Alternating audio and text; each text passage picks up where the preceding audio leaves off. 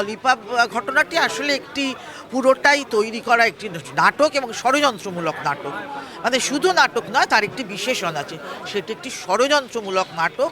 এবং এই ষড়যন্ত্র যে ব্লগার বা ইনফ্লুয়েন্সার করেছেন তিনি একলা করেননি, এর পেছনে অনেক বড় মাথা আছে, অনেক বড় রাজনৈতিক চক্রান্ত আছে।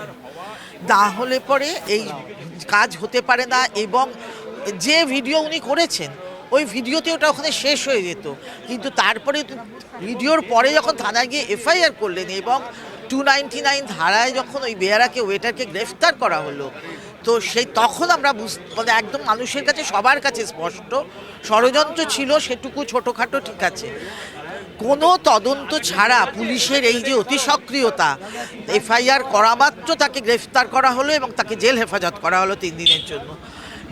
এবং যে সায়ক চক্রবর্তী যে ভিডিওটা করেছেন সেই ভিডিওতে অত্যন্ত স্পষ্টভাবে দেখা যাচ্ছে যে তিনি কিন্তু একদম একটি হিংসা ছড়াচ্ছেন, সাম্প্রদায়িক হিংসা একদম খুব স্পষ্টভাবে ছড়াচ্ছেন। কতগুলি শব্দ খুব ইম্পর্টেন্ট, আপনারা খেয়াল করে দেখবেন।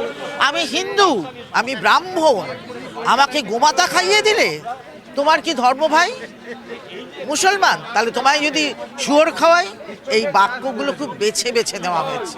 এইগুলো দিয়ে বোঝা যাবে যে আসলে একটি ষড়যন্ত্র, এবং এটি পূর্ব পরিকল্পিত ষড়যন্ত্র এবং এটি রাজনৈতিক ষড়যন্ত্র। সায়ক চক্রবর্তী আর তার ওই কুচোকাচা দলবল শুধু তারা নন, এর পেছনে অনেক বড় মাথা আছে। তা না হলে সায়ক চক্রবর্তী এই ঘটনা থানায় গিয়ে এফআইআর করলেই নাসিমউদ্দিনকে গ্রেফতার করা হয় না। এর পেছনে রাজনৈতিক মাথা না থাকলে নাসিমউদ্দিন গ্রেফতার হয় না। আর সায়ক চক্রবর্তীর উপরে রাজনৈতিক হাত আছে বলে এফআইআর করা 2 দিন পরও এখনো পর্যন্ত সায়ক চক্রবর্তী বাইরে ঘুরে বেড়াচ্ছেন, তাকে গ্রেফতার করা হয়। আমরা এই ব্যাংশাল কোর্টে আজকে এসেছি কারণ এখানেই আজকে অলিপাবের ঘটনায় যিনি অভিযুক্ত তার যে মামলাটা আজকে এখানে উঠবে। আমাদের দাবি হচ্ছে যে অলিপাবে গ্রেপ্তার হওয়া ওয়েটার শেখ নাসিমউদ্দিনকে নিঃশর্ত মুক্তি দিতে হবে, কারণ তার বিরুদ্ধে যে অভিযোগ সেই অভিযোগের কোনো বাস্তবতা নেই। একই সঙ্গে আমাদের দাবি হচ্ছে যে অলিপাবের ঘটনা যারা ষড়যন্ত্র করে ঘটিয়েছে সেই সায়ক চক্রবর্তী এবং তার দলবল তাদেরকেও গ্রেপ্তার করতে হবে। এই দুটো দাবি নিয়ে আমরা এখানে আজকে জমায়েত হয়েছি, কারণ এখানে মামলাটা রয়েছে। আমরা কেন এটা বলছি দেখুন, আপনার তৃতীয়ত আমরা একটা জিনিস নজরে আনতে চাই, এবং এটা আমরা পুলিশ পাকশি থানার ওসিকেও আমরা লিখিতভাবে দিয়েছি যে 299 ধারা তার বিরুদ্ধে আদৌ প্রযোজ্যই নয় ওই ওয়েটারের বিরুদ্ধে। কারণ 299 ধারা এটা বলা আছে যে সেখানে যদি কেউ ইচ্ছাকৃতভাবে কোনো মানে ধর্মীয় অনুভূতিতে কারো আঘাত দেয় এবং ক্ষতি করার উদ্দেশ্যে যদি কাজটা করে থাকে তবেই 299 ধারা প্রয়োগ হবে। কিন্তু এটা কেউ বিশ্বাসই করতে পারবে না, আমি অন্তত ব্যক্তি এবং আমরা আমাদের সংগঠনও আমরা বিশ্বাস করি না যে অলিপাবের মতো একটা রেস্তোরাঁতে একজন সংখ্যালঘু ওয়েটার সে ইচ্ছাকৃতভাবে কাউকে যে মানে বিফের বদলে মাটনের বদলে বিফ দেবে, এবং মানে এটা আদৌ বিশ্বাসযোগ্য নয়। কাজে 299 ধারা এক্ষেত্রে প্রয়োগে মানে হতে পারে না।